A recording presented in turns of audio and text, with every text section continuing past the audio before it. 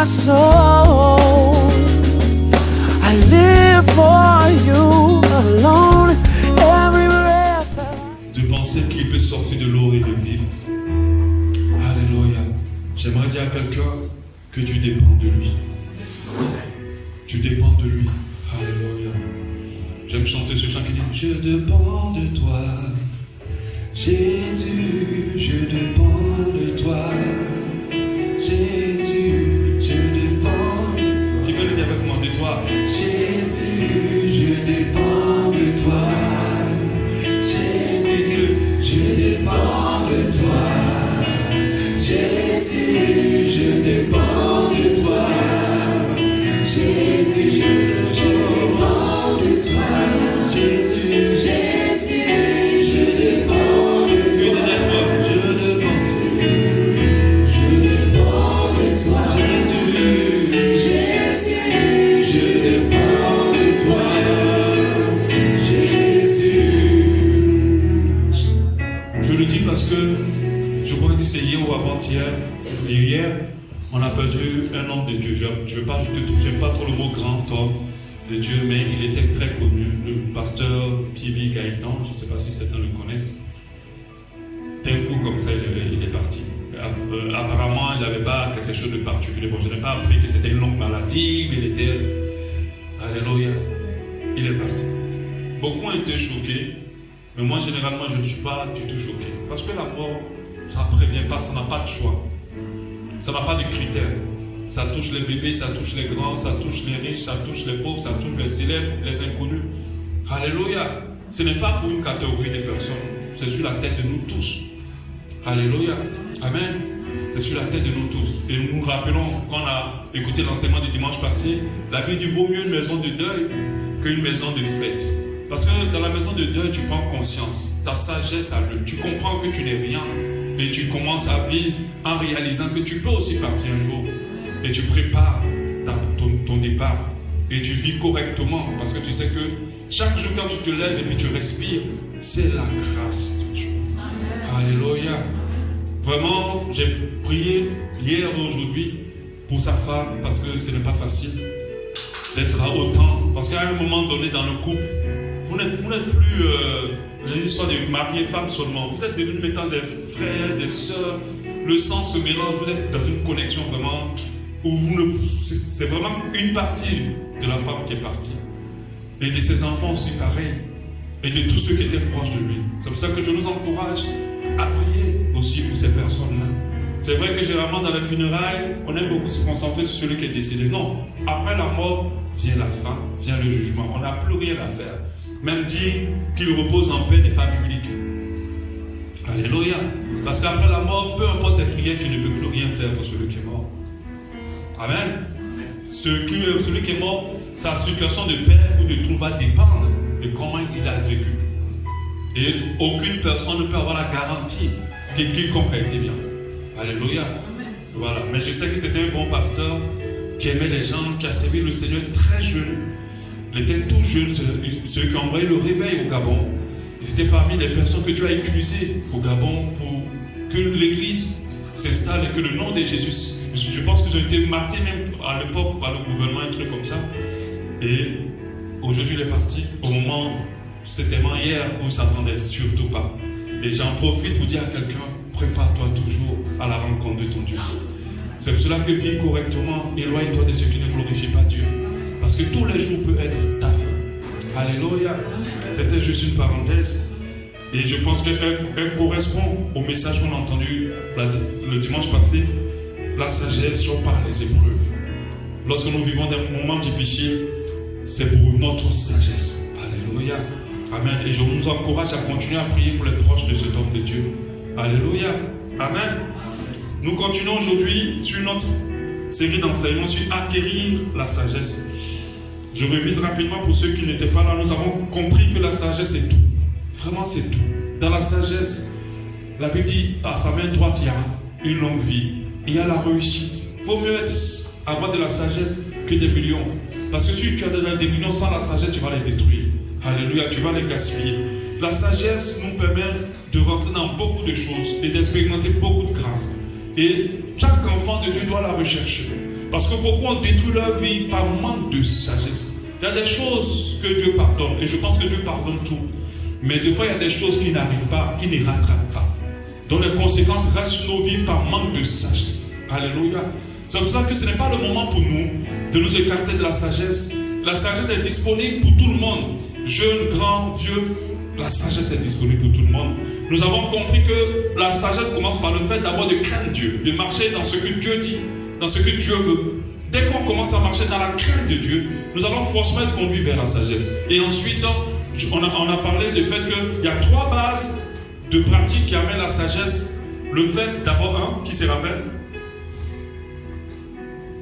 Qui se rappelle? Quoi? L'apprentissage, apprendre. Plus nous connaissons, plus nous grandissons en sagesse. La deuxième base, l'écoute, savoir écouter. Parce que beaucoup sont rentrés dans la vie, beaucoup sont devenus insensés parce qu'ils ont bouché leurs oreilles et ils n'ont pas beaucoup écouté. Et le troisième, c'est réfléchir avant d'agir. Quand vous réfléchissez avant d'agir, vous allez forcément développer votre sagesse. Alléluia.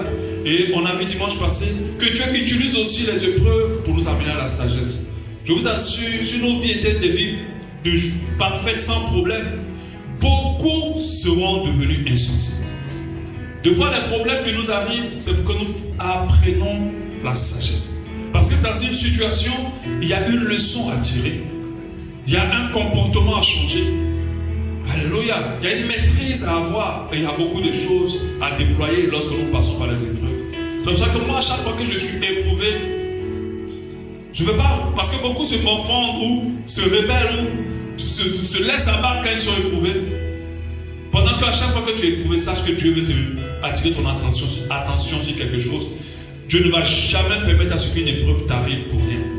Il y a toujours un but. Et ça apprend la sagesse. Et celui qui apprend, la Bible dit, souviens-toi de où tu es tombé. En fait, ça veut dire, souviens-toi de où tu as fauté. Et tu vas apprendre la sagesse. Et quand tu apprends la sagesse, Dieu écarte l'épreuve. Dieu ne va pas te tester, continue à te prouver avec quelque chose que tu as déjà réussi. Alléluia. Mais tant que tu ne réussis pas, il ne passera pas à autre chose. Aujourd'hui, nous allons voir une autre manière d'acquérir la sagesse. C'est acquérir la sagesse par la maîtrise de soi ou la tempérance. Acquérir la sagesse par la maîtrise de soi ou la tempérance.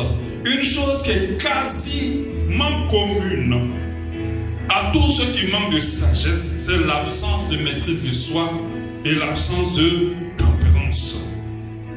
Alléluia. Et nous savons que la sagesse se manifeste par le savoir se contrôler et le savoir se maîtriser. Ceux qui ont généralement du mal à avoir le contrôle sur eux, vont poser des actes, vont dire des mots, vont faire des choix qui sont indignes, qui sont dignes plutôt des insensés. Alléluia. Ceux qui ont du mal à avoir le contrôle sur eux, vont poser des actes, vont dire des mots, vont faire des choix qui sont dignes de ce qu'on appelle les insensés. J'ai dit que le mot insensé, c'est le mot un peu pour dire quelqu'un qui n'a pas d'intelligence. Quelqu'un qui n'a pas d'intelligence, c'est le mot brut pour dire quelqu'un des bêtes. Alléluia. Mais la Bible ne va pas le dire parce que c'est un peu injurieux. Alléluia. Oui, nous acquérons de la sagesse lorsque nous commençons à nous maîtriser, lorsque nous commençons à manifester la tempérance. La maîtrise de soi et la tempérance, c'est deux synonymes qui décrivent le fruit de l'esprit, un élément du fruit de l'esprit. Proverbe 29, 11 nous dit, Proverbe 29, 11 nous dit, l'insensé met en dehors toute sa passion, mais le sage la contient. L'insensé met en dehors toute sa passion, mais le sage la contient. Alléluia. Donc la maîtrise de soi va nous apprendre la sagesse. Avoir le contrôle sur nous va nous apprendre à être plus sages. Parce que ce qui fait de l'insensé un insensé, c'est parce qu'il n'a pas le contrôle sur lui. Alléluia. En quoi consiste la maîtrise de soi? En quoi consiste la tempérance? Je pense qu'avant de continuer dans l'enseignement, c'est important pour nous de le savoir. La maîtrise de soi, la tempérance, c'est la capacité à avoir le contrôle sur ses envies, sur ses émotions, sur ses désirs. La capacité d'avoir le contrôle sur ses envies, sur ses émotions, sur ses désirs, afin que les émotions, les envies ou les désirs soient bons ou mauvais, que cela nous conduise à quelque chose de sage. Donc, c'est d'avoir le contrôle de telle sorte que ces éléments-là ne nous amènent pas dans quelque chose de passage. Alléluia. Amen. C'est une manière, comme les Américains disent, le self-control. Se contrôler soi-même. Si tu n'arrives pas à te contrôler soi-même, toi-même, tu auras du mal à avoir et à développer de la sagesse. Tu auras du mal à pouvoir déployer ta sagesse. Alléluia. Et cela est le cas de beaucoup de personnes. 3 niveaux de maîtrise de soi et de tempérance où on doit pouvoir se contrôler. 3 niveaux. Nous allons commencer par le premier. Le contrôle sur ses émotions et sur ses sentiments. Le contrôle sur nos émotions et nos sentiments. Généralement, l'insensé laisse libre cours à ce qu'il ressent. L'insensé laisse libre cours à ce qui est en lui. Or, le sage prend le contrôle sur ses émotions et veille à ce que ses émotions ne le conduisent pas à ce qui est insensé. Mais l'insensé, lui, laisse libre cours à ses émotions. Que nos émotions soient bonnes ou mauvaises, il est important pour nous de prendre le temps de les examiner avant d'agir ou avant de réagir, avant de choisir, avant de parler. C'est en ce moment-là que nous commençons à être sages. Proverbe 12,16 nous dit, Proverbe 12,16 nous dit, l'insensé laisse voir à l'instant sa colère. Mais ça dit quand il est fâché, il n'entend pas. Il exprime tout de suite sa colère. Mais celui qui cache un outrage est un homme prudent, en fait est un homme sage. Parce que la prudence est inclue dans la sagesse. Alléluia. Amen. Libre cours, c'est dans le rôle de l'insensé. Amen. Les émotions et les sentiments, nous devons prendre le contrôle. Pourquoi j'ai dit tout à l'heure bonne ou mauvaise? Parce que les bonnes émotions peuvent aussi nous conduire dans les actes passages. Par exemple, si je prends l'émotion, le fait de tomber amoureux ou amoureuse. Ce n'est pas mauvais. Ce n'est pas un péché de tomber amoureux ou amoureuse. Mais nous savons que beaucoup de personnes, à cause de ce qu'ils ont ressenti en amour, ont posé des actes terribles qui manquent de sagesse. Il ne suffit pas d'être amoureux pour croire que tout ce qu'on fait est bon. Aujourd'hui, par exemple, je lis encore un article aujourd'hui parce que je lis beaucoup l'actualité, sur les brouteurs. Il y a un monsieur il était en contact avec une artiste française et il a envoyé 15 000 € à cette artiste française parce qu'il était trop amoureux. Alors que derrière, c'était un gros black en Côte d'Ivoire assis à Djamé dans son cybercafé. C'était même pas la chanteuse avec qui il était en contact. Mais pourquoi? Parce qu'il était amoureux. Alléluia. Et j'avais vu la journaliste lui disait, mais est-ce que vous savez que c'est un escroc? Il dit, mais je peux rien faire. Elle m'apporte tellement le bien. Ça me fait tellement du bien que j'ai du mal, je suis accro. Il y a des gens leur affaire d'amour, puis ils passent très vite à être accro. Et quand tu es accro, il y a un problème, tu vas franchement être insensé. C'est pas le fait d'aimer quelqu'un qu'on va se lâcher pour dire on aime. La majorité d'entre nous ont eu de cœur très piétiné à cause du manque de sagesse quand ils sont tombés amoureux. Et plusieurs n'ont même pas pu voir que la personne qu'ils aimaient là était un grand bandit, une grande banditesse si ça existe. Mais tellement ils étaient amoureux, c'est pour cela que les gens ont conclu que l'amour rend aveugle. Le sage, même quand il aime, il observe, il regarde. Ce n'est pas l'amour qui nous amène au mariage. Sinon, si c'était ça l'amour, tous on serait polygames. Amen. Parce qu'on a aimé beaucoup de personnes avant. Des fois, vous arrêtez des relations pendant que vous êtes toujours amoureux. Vous arrêtez. Vous pouvez dire c'est bon. Parce que la sagesse est au-dessus de votre sentiment. Alléluia. Et on a un exemple palpable dans la Bible. Samson. Lui là, on pouvait dire qu'il était un peu bête quand même. Tu es d'accord quand même avec moi? Même le bête des bêtes serait rendu compte que mon ennemi jurait est à côté de moi. Pourquoi? Parce qu'elle pose la question, vous dit comment faire pour te maîtriser? Il dit oui, il faut m'attacher à cette corde. Quand il se réveille attaché à cette corde, est-ce qu'on va chercher ailleurs? Est-ce qu'on va chercher ailleurs? Alléluia. C'est qui? C'est elle. Mais il a toujours continué. Et toujours il le demande, il disait jusqu'à ce qu'il dise maintenant ce qu'il fallait. Et on l'a attrapé. Mais pourquoi il ne voyait pas ça? Parce qu'il était amoureux. Faisez attention. Parce que déjà quand ils sont amoureux, ils sont dans le monde du bisounours. Le bisounours c'est pour distraire nos enfants. La réalité du monde n'est pas ça. Alléluia. Donc même quand tu es amoureux, examine. Parce que le sage réfléchit, le sage examine. Le sage aussi écoute. Parce qu'il y a deux cas qui sont amoureux, les oreilles sont bouchées. Ils n'entendent plus rien. Quand papa, maman va dire, celui-là, vraiment celle-là. Non, papa. Oui, vous êtes contre les chrétiens. C'est un chrétien, il aime le Seigneur, il aime le Seigneur. Mais vous savez combien de bandits il y a à l'église? Là-bas, il n'y en a pas, mais il y en a beaucoup ailleurs. Alléluia. Vous savez combien de bandits il y a dans les églises? Des bandits même. Ils connaissent la Bible, mais des bandits. Alléluia. Faites attention. Ne devenez pas insensé quand vous êtes amoureux. On a vu que par amour, un papa a abandonné sa femme et ses enfants à ne suivre une maîtresse parce qu'il est amoureux. En Europe, c'est assez courant. Le gars va payer le pain. Et puis le pain n'en vient plus. Il est parti. Beaucoup d'enfants ont été abandonnés comme ça. La maman, j'avais vu une histoire. C'était la maman qui abandonne les enfants. Et le père, parce qu'elle est folle amoureuse.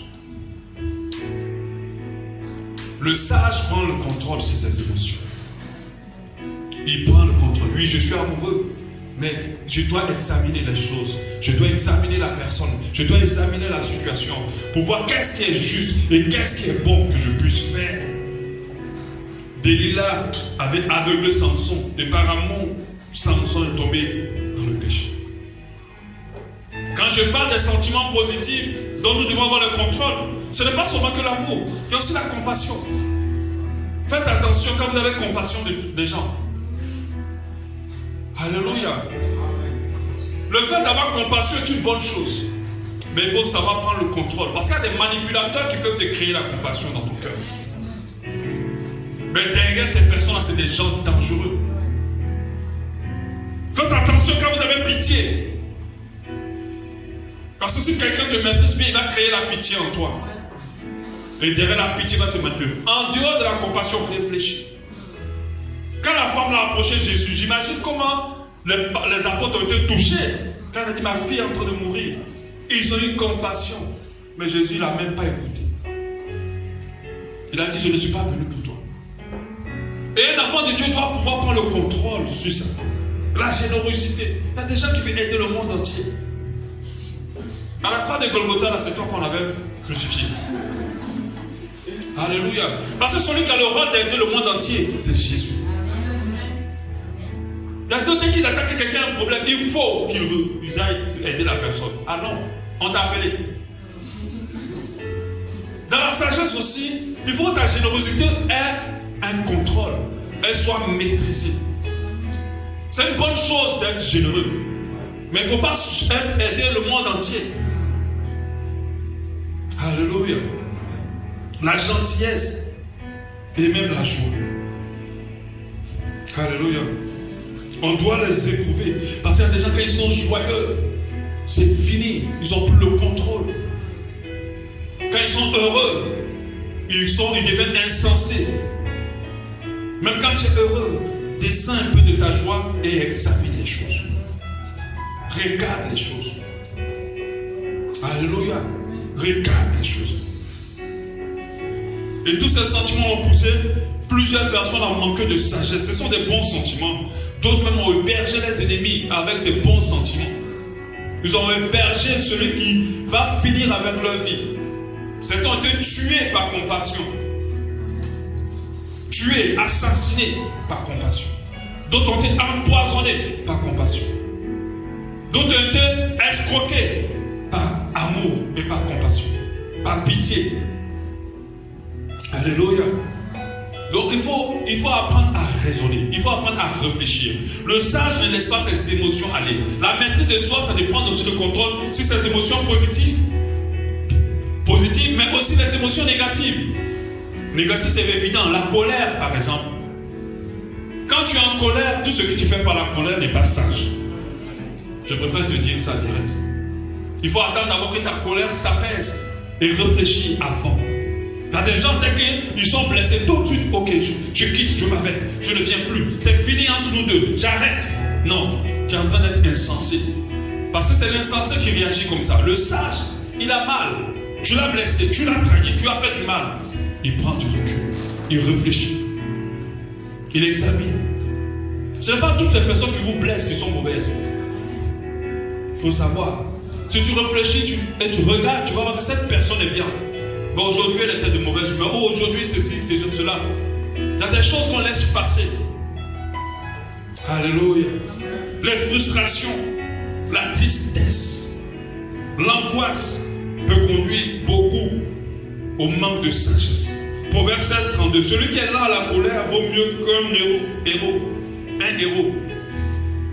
Et celui qui est maître de lui-même que celui qui prend des villes. Ça vous dit que même si tu vas faire des exploits extraordinaires partout, comparé à celui qui arrive à contrôler ses émotions, lui il est plus important, lui il est plus fort que toi. Parce que je pense que le défi le plus compliqué de chacun de nous, c'est d'avoir le contrôle sur nos vies. C'est le défi le plus compliqué. Tu peux voir un grand savant créer des choses extraordinaires, et puis une petite fille va venir le faire tomber. Parce qu'il n'a pas eu le contrôle de ses émotions. Alléluia. Donc la maîtrise de soi et la tempérance commence d'abord par avoir le contrôle sur nos sentiments et nos émotions. Nos sentiments et nos émotions positives, mais positifs et négatifs aussi. Alléluia. Il faut toujours les examiner. Pour ceux qui arrivent, à trouver des bons conjoints, c'est ceux-là qui ont le contrôle sur ça. Parce qu'à chaque fois que tu t'embarques avec un faux, Dieu ramène à l'année prochaine, dans 2 ans, dans 3 ans, le bon à rencontrer. Et c'est comme ça que d'autres sortent dans des cercles où ils ne sortent jamais.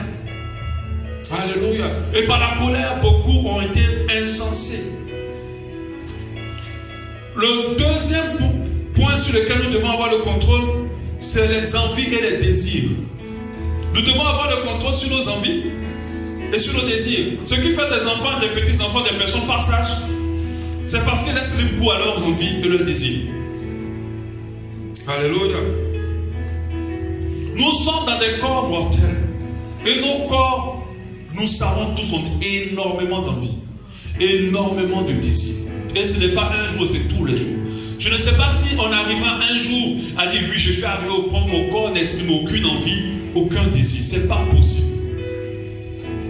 Notre vraie lutte, c'est de pouvoir assujettir ce corps-là. Alléluia. Notre vraie lutte, c'est de pouvoir maîtriser ce corps. C'est ça notre véritable lutte. L'insensé va laisser libre cours à ses envies. Pendant que le sage va différer certains ou va annuler certains. Ou va pas commettre certains. La parole de Dieu nous dit à 1 Corinthiens 6, 12. 1 Corinthiens 6, 12. Tout m'est permis, mais tout n'est pas utile. Tout m'est permis, mais je ne me laisserai pas asservir par quoi que ce soit. Alléluia.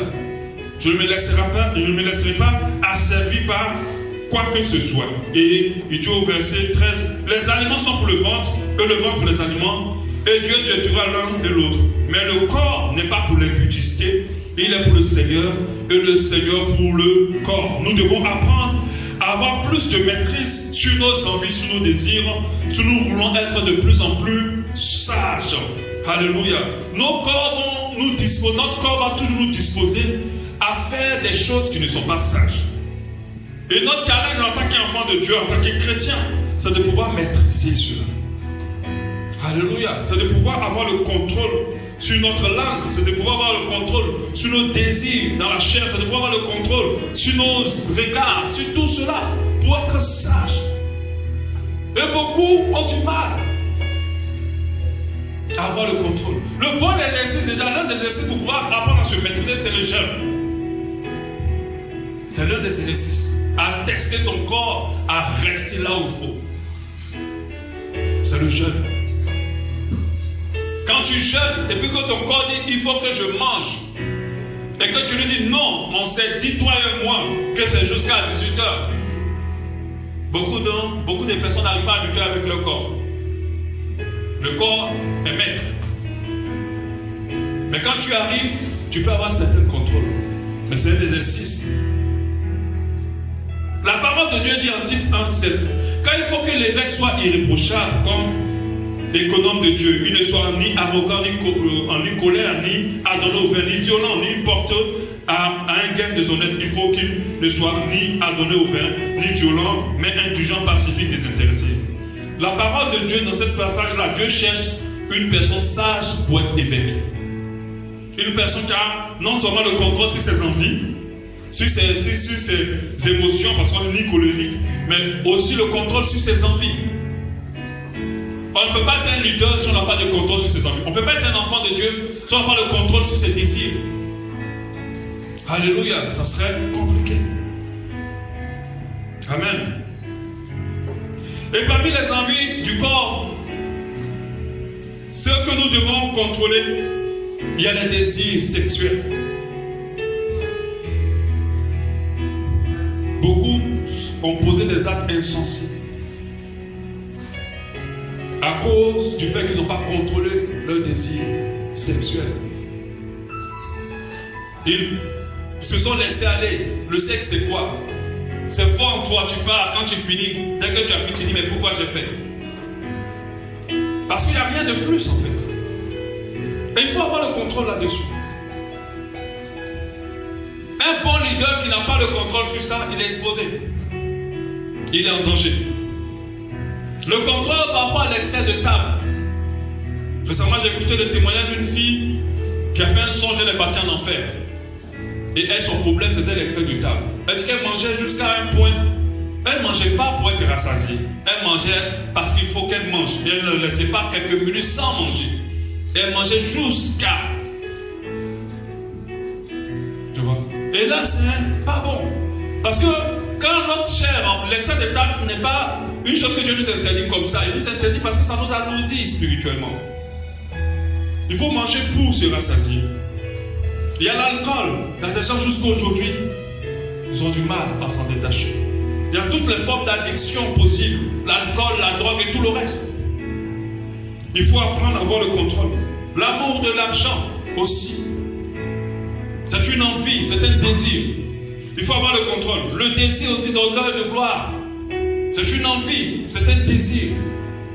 Quand on a le contrôle sur nos envies, lorsqu'on les ressent, c'est pas qu'on ne les ressent pas, on ressent tout. Peu importe qui on est, il y a des envies qui montent constamment.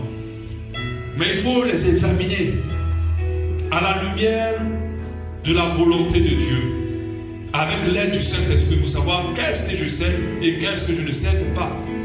Parce que parmi les choses qui vont amener beaucoup en enfer, et quand j'avais écouté un témoignage d'un satanique, il dit on manipule beaucoup les chrétiens avec les envies.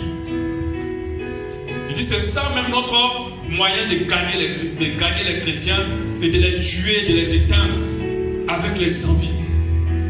Alléluia. C'est pour ça que tout enfant de Dieu doit prendre le contrôle sur ses envies. Il doit prier pour ça. Il doit rester toujours connecté dans la présence de Dieu pour prendre le contrôle. Parce qu'une envie va t'amener dans quelque chose qui ne va pas être sage. Un désir va te conduire dans quelque chose qui ne va pas être sage. Et il faut prendre le contrôle. Le troisième point sur lequel nous devons avoir la maîtrise de nous et pouvoir avoir de la tempérance, c'est les influences extérieures. Amen. Les influences extérieures, que ce soit des compagnies ou que ce soit des choses autour de nous, nous devons faire attention pour avoir la maîtrise. Beaucoup de personnes ont été conduites dans des choses insensées à cause de l'entourage, à cause de ceux qu'ils fréquentent, à cause de ceux qui sont autour d'eux. Il faut s'entourer sagement. Il faut marcher avec des personnes qui ne vont pas nous éloigner de la sagesse. Surtout les jeunes. Il y a d'autres jeunes qui sont bien. Mais les influences extérieures peuvent changer la vie d'un jeune. C'est pour ça que la Bible dit à 1 Corinthiens 15, 33, 1 Corinthiens 15, 33, ne vous y trompez pas, les mauvaises compagnies corrompent les bonnes mœurs. Ça veut dire que faisons très attention à ceux qui nous entourent, à ceux à quoi nous nous exposons. Nous devons veiller à cela et nous devons avoir la maîtrise sur ça. Parce que ces influences peuvent nous éloigner de Dieu et peuvent nous accompagner, nous amener dans un manque de sagesse. Regardez l'exemple de cette dame dont la copine meilleure amie vient vers elle pour dire ton mari te trompe et j'ai la conviction. Et la dame elle est bouleversée et la copine lui propose moi je pense qu'il faut le tester. Ok? Donc il faut le tester. Et la dame brisée, elle s'est dit waouh, ça vraiment, il faut qu'on le teste. Elle n'était pas partante au débat, mais elle dit mais il faut le tester. Bon, je connais une de mes copines qui est jolie. Je vais l'amener vers ton mari, il va le draguer, puis tout ça. Tu vas voir. Si en une semaine, il ne flanche pas, ton mari est honnête. Je n'ai même pas fini de dire la suite, mais je sais que quelqu'un est en train de dire mais celle-là, elle est bête. Amen. Elle n'est pas intelligente. Elle n'est pas intelligente. L'homme même déjà il se bat déjà à rester bien. Et puis toi maintenant tu vas lui donner. Alléluia. Toi maintenant tu vas mettre un gros appart devant lui. Mais malheureusement, le monsieur il était fidèle. Mais malheureusement il est tombé amoureux de la tentatrice. Elle a perdu son mari. À cause d'une influence. Écoutez bien, faites attention à ceux qui vous entourent. Ceux qui viennent toujours vous emmener dans les critiques, ceux qui viennent vous emmener dans des décisions qui ne glorifient pas Dieu, analysez. Si à 2 reprises tu sens que quelqu'un veut te pousser à quelque chose que Dieu n'est pas d'accord, commence à le mettre de côté. Parce que ces influences-là ont beaucoup d'impact sur notre manque de sagesse, sur notre sagesse. Et beaucoup ont manqué de sagesse comme ça, parce qu'ils ne se sont pas bien entourés. Alléluia. Faites attention quand vous êtes dans les situations. Parce qu'il y a des gens, quand ils vivent des situations, ils aiment les expliquer à tout le monde. Ils sentent le besoin de parler. Ils sentent le besoin de dire ce qu'il faut. Ils vivent. Et généralement, ça les apaise eux. Mais c'est une grave erreur. Parce que tout le monde n'a pas la sagesse pour te conduire dans la sagesse. Et quelqu'un peut t'influencer négativement. Quelqu'un peut te mettre dans la paranoïa. Et la paranoïa, c'est un manque. Quand tu es déjà paranoïaque, tu es dans un manque de sagesse. C'est-à-dire que quand tu commences à trop soupçonner le mal, forcément tu vas manquer de sagesse. Et c'est une mauvaise influence. Et des fois, ça vient des épreuves. D'autres, à cause des épreuves qu'ils ont vécues, normalement, ces épreuves sont censées les rendre sages. Au contraire, les épreuves les ont rendus insensés. Parce que maintenant, ils comparent toute leur vie aux épreuves passées. Au lieu de les comparer en tirant les bonnes leçons des épreuves passées. Alléluia. Donc avec qui tu marches? Avec qui tu parles? Vers quoi cette personne t'amène? Est-ce que cela est sage? Vers quoi cette personne te pousse? Est-ce que c'est sage? Tu dois avoir la maîtrise de tes émotions, de tes sentiments. Tu dois avoir la maîtrise de tes désirs, de tes envies. Si tu veux être sage, et tu dois avoir le contrôle sur les influences extérieures, qu'ils viennent des gens ou qu'ils viennent de ceux à quoi tu t'exposes. Tu dois avoir le contrôle. La Bible dit en Somme 1:1, heureux l'homme qui ne marche pas selon le conseil des méchants. Heureux l'homme qui ne marche pas selon le conseil des méchants. C'est le premier verset du livre de Somme. Heureux l'homme qui ne marche pas selon le conseil des méchants, qui ne s'arrête pas sur la voie des pécheurs et qui ne s'assied pas en compagnie des moqueurs. Alléluia. Donc ça dit qu'il ne s'expose pas à des mauvaises influences. Parce que tu es heureux, parce que tu vas poser des actes sages. Il y a des personnes, tu sais qu'elles sont de mauvaise vie, ou qu'elles sont de mauvaises personnes. Mais tu ne sais pas qu'est-ce qui t'intéresse dans ton esprit à passer du temps avec ces personnes, à les intégrer dans ton intimité. Et beaucoup font ça. Ah, je ne veux pas juger. Oui, tu ne veux pas juger, mais sache que il y a une chose qui est claire, il n'y a pas d'intermédiaire dans l'influence. Il n'y a pas de neutralité. Soit c'est toi qui influences, soit on t'influence. Et faites très attention. Quand la propriété, la saleté se touche, celui qui a crainte, c'est la propriété. Amen. Quand une personne propre touche une personne sale, celui qui a crainte, c'est celui qui est propre. Ce n'est pas celui qui est sale. Parce que si tu le touches, il est déjà sale de toute façon. Tu ne peux pas le rendre propre en le touchant. Mais lui peut te salir en te touchant. Amen. Toi, tu ne peux pas le rendre propre en le touchant. Mais lui peut te salir en te touchant. C'est pour cela qu'il faut faire très attention avec ceux avec qui vous marchez. Il faut avoir le contrôle sur les influences. Il faut avoir le contrôle sur ce que les gens vous disent. Il ne faut pas laisser les gens vous parler des choses qui vont vous amener autrement. Vous allez manquer de sagesse. Le problème, c'est que l'insensé pense être dans la sagesse. Et quand je vais aborder la prochaine manière d'avoir la sagesse le dimanche prochain, vous allez comprendre qu'il est impossible d'être sage sans être homme. Et je vais parler de cela dimanche prochain. La sagesse par l'humilité. Parce que l'insensé croit qu'il est dans les bonnes voies. L'insensé croit qu'il fait des bonnes attitudes. L'insensé croit que son ami là est bon. Des fois, c'est les gens de l'extérieur qui disent, lui là, fais attention, celle-là, il faut te séparer d'elle. Mais toi, tu crois que vous aimez trop juger les gens, vous aimez trop critiquer, pendant que tu es insensé, tu ne vois pas. Alléluia. Amen. On va prier. Prions par rapport à tout ça. Dis à Dieu, aide-moi à examiner. Donne-moi la maîtrise. La maîtrise. Donne-moi la maîtrise. Donne-moi la maîtrise. Permets-moi de contrôler mes émotions. Permets-moi d'avoir le contrôle sur mes sentiments. Permets-moi d'avoir le contrôle sur mes envies, sur mes désirs. De savoir les examiner constamment. De ne pas me fier à moi-même. De ne pas me fier à ce que je ressens. De ne pas me fier à ce que j'ai comme désir. Ni me fier à quiconque à l'extérieur. Mais de savoir me fier au Saint-Esprit. Afin qu'il me parle, qu'il me guide, qu'il m'oriente. Alléluia.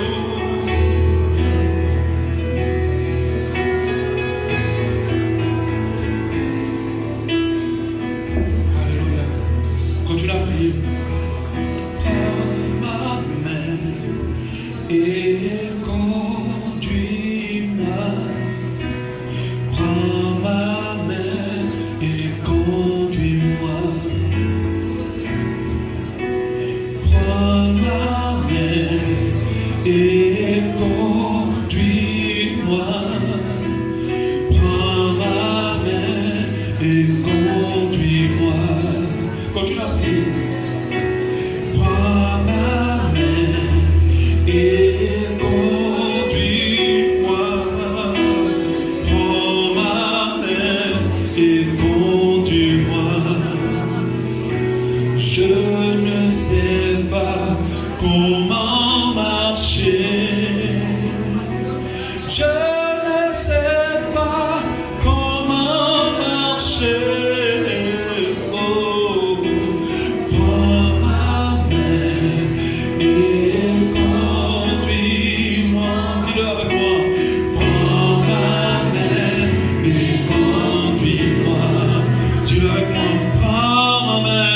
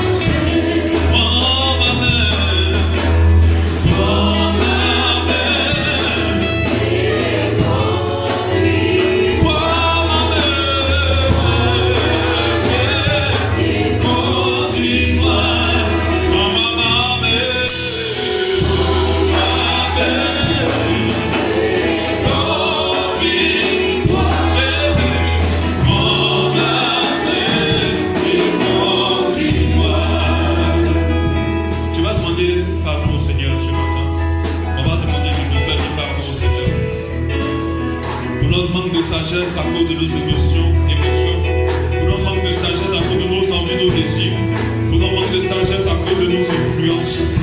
Vas-y Seigneur, pardonne-moi, aide-moi, et puis tu vas nous demander, donne-moi d'apprendre à examiner, permets-moi d'apprendre à réfléchir, permets-moi d'apprendre à examiner, et ne laisse-moi me précipiter à tout, ne laisse-moi me précipiter, ne laisse-moi me précipiter, dis-le à mon Dieu, dis-le à mon Dieu, alléluia, dis-le à ton Dieu.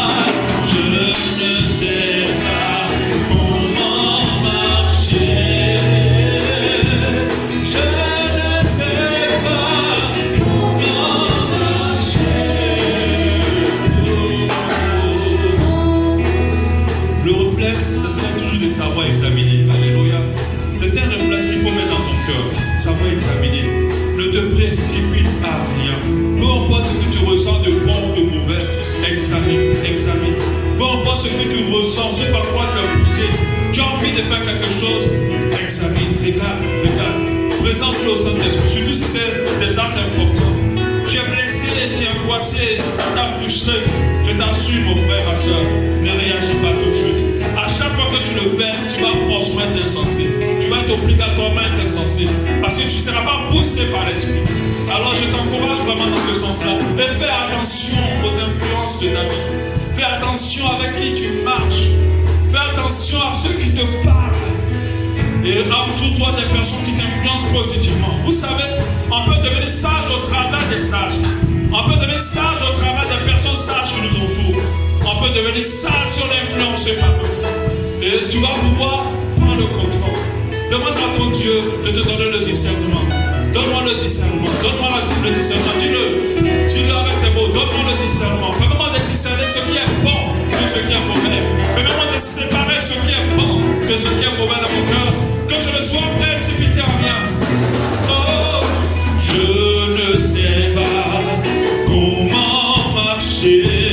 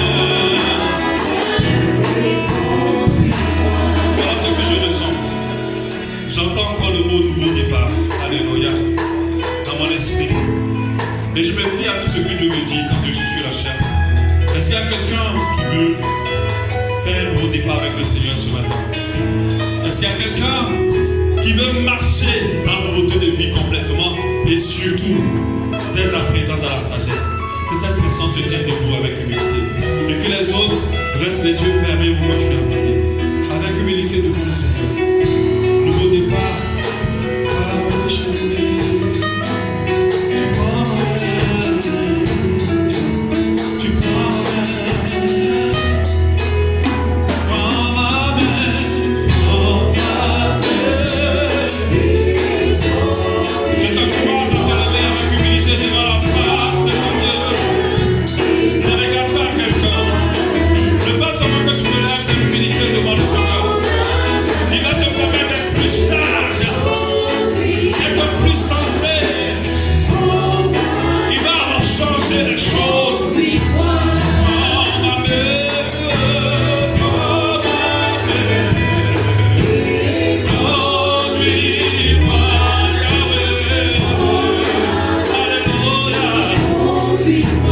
Je ne sais pas, je ne sais pas comment marcher. Je ne sais pas. Je ne sais pas comment marcher. Je ne sais pas comment marcher. Vous allez lever la main vers le ciel. Les autres, vous gardez les yeux fermés, je vous en prie. Alléluia. Le simple fait seulement que tu te lèves, c'est un acte d'humilité devant le Seigneur. Je t'assure, Dieu tient compte de cela. Mais je crois que ce moment-là, sa présence est là complètement. Il est palpable en ce lieu, je t'assure. Nous sommes dans une atmosphère authentique de la présence de Dieu. Et je suis convaincu que ta vie ne restera plus jamais la même lorsque tu sortiras de ce moment à cause de cette décision que tu as prise. Tu as laissé tes émotions te conduire longtemps. Tu as laissé tes sentiments te diriger toute ta vie. Tu as laissé tes désirs, tes envies et tu t'es laissé de fois influencer par les mauvaises personnes. Lève la main vers le ciel, je vais prier pour toi. Seigneur, dans ta grâce, regarde tes enfants. Nous ne le faisons pas parce que nous voulons faire lever les gens justes. Nous ne le faisons pas parce que nous voulons faire du cinéma. Tu m'as dit nouveau départ pour quelqu'un. Tu m'as dit recommencement pour quelqu'un. Tu m'as dit nouvelle vie pour quelqu'un. Tu m'as dit transformation authentique pour quelqu'un ce matin. Tu m'as dit transformation authentique pour quelqu'un. Changement authentique pour quelqu'un ce matin. Tu m'as dit transformation. Alors regarde tes enfants. Et que dans le cœur de chacun d'eux, que la parole qui a été livrée ce soir, ça saigne dans les cœurs. Car à partir d'aujourd'hui, rien ne les guide, ce n'est que l'Esprit. Ton Esprit Saint, que cela soit le seul qui les guide en toutes choses, afin qu'ils soient sages dans tous les actes, au nom de Jésus. Qu'ils soient sages dans toutes les paroles, au nom de Jésus. Sages dans toutes les décisions. Papa, je prie maintenant que l'esprit de discernement soit le partage, soit le partage ce soir, ce matin, soit le partage au nom de Jésus. Que tu ouvres leur discernement, qu'ils soient dans des sentiments positifs ou négatifs, qu'ils aient le discernement de ce que tu veux qu'ils fassent. Que qu'à partir d'aujourd'hui, qu'ils ne posent plus des actes en tant que des êtres sensés. Tu les rends plus intelligents, tu les rends plus sages, plus intelligents dans tous les choix. Qu'à partir d'aujourd'hui, leurs émotions, par exemple la colère, papa, ne soit plus leur guide, ne soit plus jamais leur guide, qui domine sur la colère au nom de Jésus. Au nom de Jésus. Merci Seigneur. Alléluia. Vous allez vous asseoir, Seigneur. Je ne sais pas. Je ne sais pas comment marcher. Je ne sais pas comment marcher. Je te dis prends-la,